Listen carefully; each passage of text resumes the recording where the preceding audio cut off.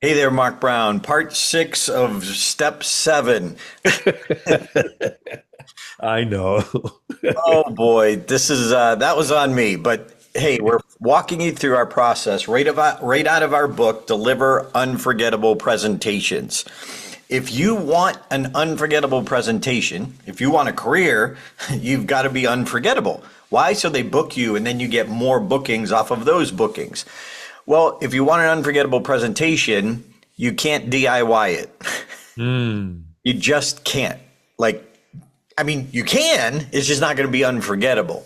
You need a process to follow. So, Mark and I are giving you the highlights right out of our book of this 7-step process. This is the final part, part 6, own your stage. Hey there, Mark Brown. Okay, we're on part 5. Now, I'm going to apologize right up front. If you're following along, we have steps and we have parts, and they are not in line. So I take responsibility. That's part of when you just are doing this without planning each thing perfectly. So I accept responsibility, but it's a mess. But we're out there doing it. We're getting it out there.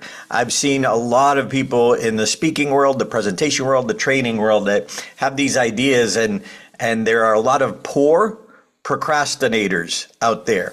So I'm glad we just dive in. We do it, Mark, and then we just apologize for our mistakes along the way, but we own it, and I own it. So part 5, make it unforgettable. This is once we've got the opening, the closing established. Go and listen to those episodes if you haven't already. We've got our premise clear. We've mined your life in part 1. This is where we start to pull it together. But Mark, I want to talk briefly about structure before we go into story. So if you're following along and you heard us talking about the Fripp speech model, part of its brilliance is its simplicity. But wait a minute. Mark, what are your initial thoughts? Let's find out in a second. Anyone can give a presentation. Few deliver unforgettable presentations. What's the difference? You're about to find out. Welcome to the Unforgettable Presentations Podcasts with your hosts, world champion speakers and coaches Mark Brown. Your life tells a story, and there's someone out there who needs to hear it. And Darren LaCroix. Stage time, stage time, stage time. Ready for some powerful presentation ahas? Let's dive right in. Oh, Darren LaCroix, I kind of feel like I'm going to, just kind of ease back here because this last step is own your stage. And of all the people I know who understand how to use the stage well, I got to tell you, Darren, you're my guy. You are the inventor of stageology, and we've helped so many individuals to use the stage well. And I think the first point I want to make here is your stage is actually like a prop. How you use your stage will enhance the experience that your audience has. But before we jump on the stage, you have to prepare yourself to be on the stage. And I guess a thought comes to mind is, Darren, I know we have so many clients who say, I want to be great on stage, and I'm going to go memorize my script and word for word. And others say, hey, I don't memorize my script. I get a feel for it. And what's your advice for somebody who says, I want to own my stage, but to be on stage, I'm going to learn it word for word. And I will tell you this, I have clients who have memorized 45-minute keynotes and they feel comfortable in that space. What are your thoughts there, Darren? Well, you are the CEO of your speech. What works for you? Boom. My problem is if you memorize it, if you're in your head, your emotions are dead. If you're in your head thinking of what you're going to say next, like word for word in like a script. I learned this the hard way in my early days of stand-up comedy, that I would have my routine word for word in my head and I would go down and then somebody would like heckle me, which would throw me off. And I'd have to go back to the beginning of the script and then quickly in my head, like read forward in the script to get to where it left off. And that takes you out. So the audience doesn't want you perfect. The audience wants you present. So if you're going to truly own your stage, you've got to be present. Now, this comes through rehearsal. This comes through strategizing. This comes through saying it many times.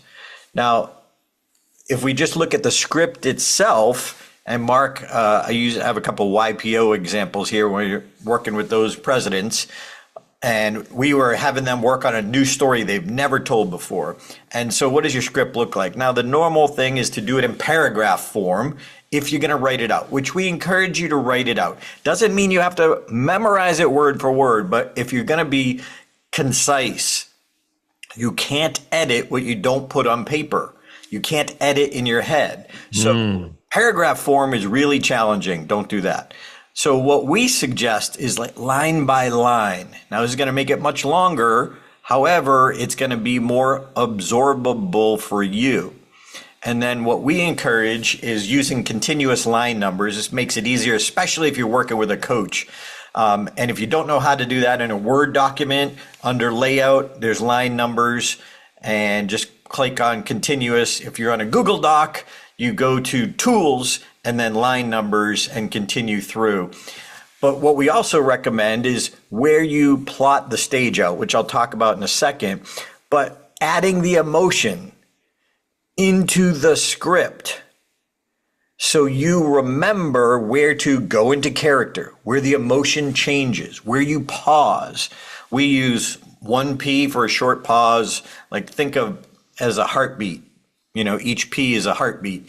And then where you move, again, I'll show you that in a second, but the stage direction, and again, the emotional shift.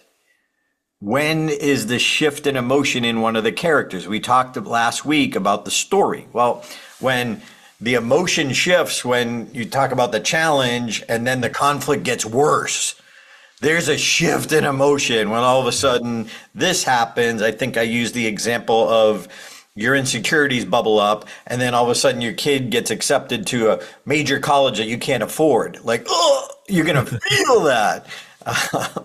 So we want to have that shift right in our script. Mark, your thoughts on scripts?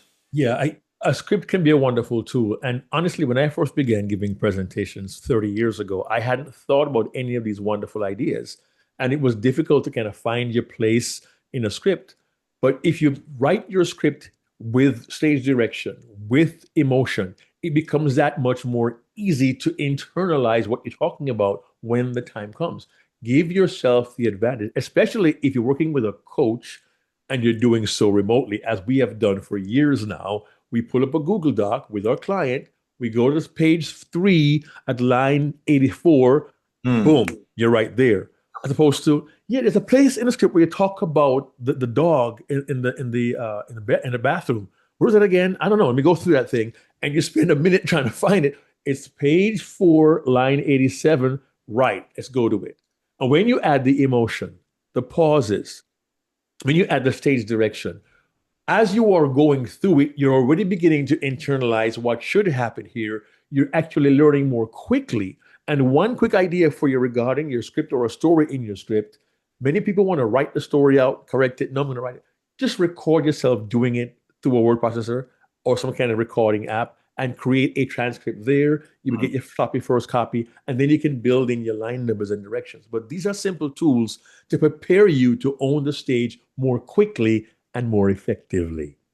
Mark, I heard it again. I hear it every once in a while. Well, I don't have to write it out. I'm just in the moment. I just put up the bullet points. Well, I didn't ask you if you had to write it out. I asked you if you want to be unforgettable. There's a lot of people who don't have to. Yeah, just because you can be in the moment, which again, I'm guilty as anyone until I was enlightened by the angel Mark Brown. We encourage you, like, look, you're the CEO. You don't have to. You don't have to do anything we say. However, we've been doing this for 30 years. Why not try and see if you see a difference? Mark, as people are listening to this, you and I are in Phoenix, Arizona, teaching Own the Stage, ironically, and doing some live coaching. And we'll show this over and over, how small tweaks make a big difference. We also suggest what's the cool part of a script is bolding. What are those important phrases? Patricia Fripp calls them your, now I'm blanking. We call them phrases.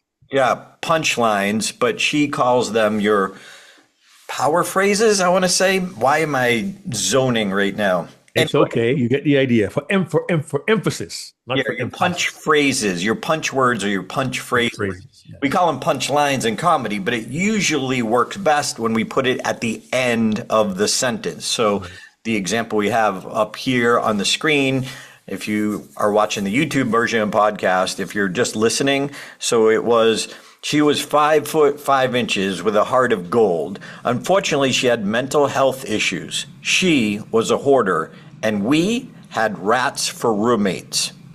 So this is one of our clients, rats for roommates. If we started off by that, unfortunately, we had rats for roommates. She had mental health. It loses its punch. So the punch words or the punch phrase go at the end. Well, unless you have it in front of you, it's really hard to see that and adjust that. So I also suggest italicizing dialogue. Bolding words and italicizing and bolding, bold italic, your dialogue. It's just going to help you as you go through the script. Again, in the moment, we don't want you to memorize it, but when you read through it again and again, you're going to make some adjustments each time you go through it. And then adding, I highlight in yellow, what's the emotion? I highlight in aqua, stage movement, just to be able to get there. Now, this comes from me being horrible at memorizing. The idea comes from when I was working on Ouch.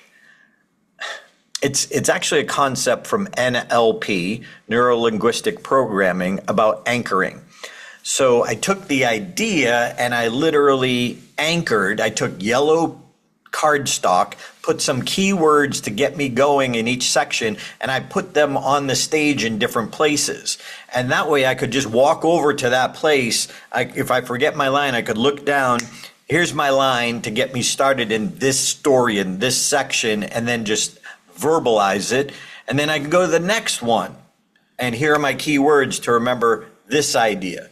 But as I did this over and over again, and by the way, when I practiced and rehearsed, I had my dad, I was on a big stage at my church. I had my dad standing in the audience, randomly pointing to different parts on the stage. So I wasn't memorizing it in order. I was anchoring different places on the stage. Now, if you listen to last week, we talked about the Fripp speech structure. So a very simple structure would be point of wisdom 1 on audience left, your right. Point of wisdom 2, center stage. Point of wisdom 3, your left, audience right. And that way it would just help you understand where you're at, but it also gives power and helps the audience follow along. Now, your closing could be front stage and center. So now you're using the depth of the stage as well. You could have moments where you use the back of the stage, again, with the emotion of the character. They were scared, they were timid. So now we use the back of the stage. So there's different ways to use the stage. Mark and I do coaching, duo coaching, we call it, as well as we have workshops if you want to join us. And we have Stage Time University. If the workshops are out of your budget, hey, join us in Stage Time. It's super affordable, but you can get world-class feedback. Mark? Yeah, and please understand, I said earlier, you actually can use your stage as a tool for enhancing the audience's experience. And much of what we're talking about here may be, for somebody new, a bit overwhelming, which is why we recommend get some coaching as well, because a coach can help guide you through this process. Darren, I appreciate his transparency when he said regarding a script, I didn't want to do a script until he called me the angel of Mark Brown. But I laugh now because I think back 24 years when he said, no, I flow, I get the idea and I'll punch it. But Darren also teaches you cannot edit what you don't write down, right? You can't edit what you don't write down. So he starts there. In addition to getting all of this ready, he also mentioned at one point he would forget his next line and mentally have to go through his script. And I've done that myself, even in speech competition. We don't say memorize your script. We say internalize, which means get it inside you. And for those who are watching the video, you will see Darren showed you a stage plan, which is a perfect tool for helping you to internalize. When you move, you remember, you internalize. And having movement on stage to anchor points makes it flow. We have told this story before on this podcast, but I must say it again. In 2024, we had a client in Australia who was doing a program with 3 speakers who are not speakers. One of these speakers, I gotta be honest here, perhaps was the most terrified that Darren and I have ever worked with. Her story was powerful. She agreed to share it, but she was terrified up until the day of the presentation. But please hear me carefully. Monica listened to our instruction. She chose to follow the stage plan, and she told us in afterwards, and we have of her on our podcast. You can go back to the episode. She said she was terrified. She had me in the front row prompting. Her husband was there for giving her support. She hit her first mark, began to speak, and as she went to her second mark on the stage plan, it all came together. Do not underestimate the power of the stage plan for internalizing and then for delivery after rehearsal with your coach. Trust me, this works. Yes, it works. It works well. And you might not even notice it's working. Jody, one of our YPO coaches as well, she literally put her lines from her script, each different section, up in front of her. So she had the piece of paper on the floor, but then in front of her, she had just that piece right in front of that spot. So the first few times you go through, it becomes clunky, but man, all of them nailed it. And these are people who are not professional speakers. So they had an average level of anxiety above and beyond what you probably have because you do this. This is what you do. So you're ahead of them, but don't underestimate the power of these tools. If you've never used a script, doesn't mean you shouldn't. If you've never used a stage plan, doesn't mean you shouldn't. By the way, just going back to the Fripp speech model, the simple stage plan is each of your points of wisdom from a different place on stage. Okay, now let's also, if you're using PowerPoint slides, let's have that mirror the same idea. So we're training. And this is very simply done. Each time you introduce a new point of wisdom, you reverse your slide colors. So most of my slides are white with blue font. But whenever I go into a new point of wisdom, I'm introducing a new point, I use blue with white font. So I'm remaining in my brand colors, but just the reversal makes it clear, here's the new point. Then it's white with blue, white with blue. Get to point number 2, boom. Blue with white. So in my 17 minutes to your dream or my all-in keynote speeches, number 1, point of wisdom is decide. Number 2 is to adapt a strategy or engage with a strategy. Number 3 is gain momentum. So those are my 3 main points. And so those slides are blue with white. I put it this way, let your slides be your guides. I know for some people it sounds like you're cheating. No, but just having that slide there can also reinforce to you, I'm not going to forget to make sure they get this point from me. And it just helps you to internalize, because the internalization piece is what's important. You're not memorizing it, but it's so much a part of you. And when you apply all these principles with the stage plan and the slides and the movement and the direction and the script, they're all tools to help you embody your message, not just stand there and deliver your message. And one of the keys here is rehearsing that well. We have so many options for rehearsal audiences. And I do want to offer one word of caution. In our zeal and our passion, many of us have turned to props, illustrations, and devices, which can be helpful, like slides. But always, when you investigate your props, illustrations, slides, devices, and such like, always ask yourself, and this is a hard question to ask, is this particular tool so powerful it might actually overtake my message? It sounds a little harsh, but I'm going to ask Darren to share his fun sucker concept that really helped me, honestly, helped me to rethink the idea of props, slides, illustrations, and tools that I think are so awesome that are going to wow the audience. Darren, you made a change to one of your talk because of that, didn't you? Yeah, we hear in the speech contest, everyone wants humor. I need a joke. I need humor. I need levity. Yeah, if it's organic. And so I had a joke that was in line with my message, a joke, I call it the fun sucker joke. And what I realized was it worked. It got a good laugh every time. But what I realized was it was so strong that after, people weren't talking about themselves or what they could do. People weren't talking about the message. They were talking about the fun sucker joke and how funny it was. And it took me a couple times when I was like, ugh, it's got to go. I wanted the laugh, but it was too strong and it was diluting or distracting from my message, which prop can be great, but you got to ask yourself, does it clarify or does it solidify or does it edify my message? You're welcome, Mark. Wow. Clarify, solidify, and edify. People, is 2025, it is July, and Darren used an alliteration. Clarify, solidify, and edify. It's going to be in my notes. I love it. Yes. Does that prop do those three things? And in my championship speech, I'm known for the guy with the fall. You know, people remember my fall. Well, it could be perceived as being overdramatic.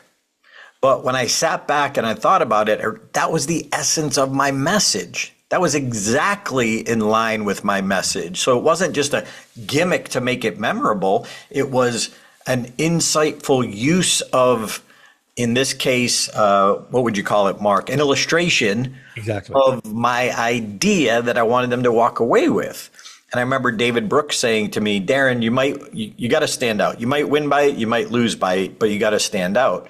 But when I realized what gave me the confidence was understanding how it tied into my message.